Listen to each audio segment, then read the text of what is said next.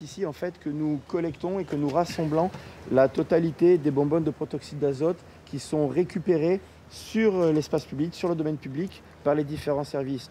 Des bonbonnes de ce type, les services de la propreté urbaine de Cannes en ont collecté 2800 pour le seul mois de juillet. Elles contiennent du protoxyde d'azote, un gaz aux effets euphorisants. Ceux qui le respirent, et ils sont de plus en plus nombreux, prennent de gros risques, troubles neurologiques et cardiaques, risque d'asphyxie également.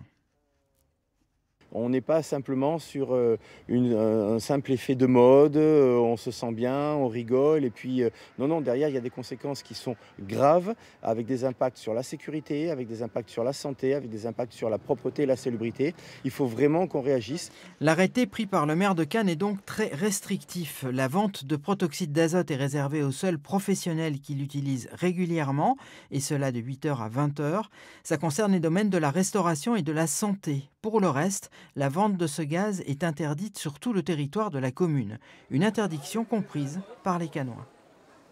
Je pense que c'est quelque chose de mauvais pour la santé, ça détruit les gens. On voit partout des bouteilles de gaz qui traînent, ça salit la ville, etc. Donc je trouve ça bien que ce soit interdit.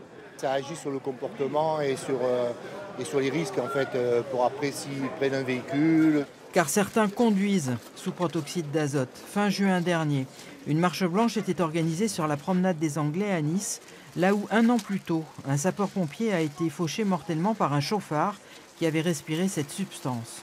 Pour le frère de la victime, la décision cannoise va dans le bon sens. On voit que les choses, il y a une volonté de changer à différents niveaux.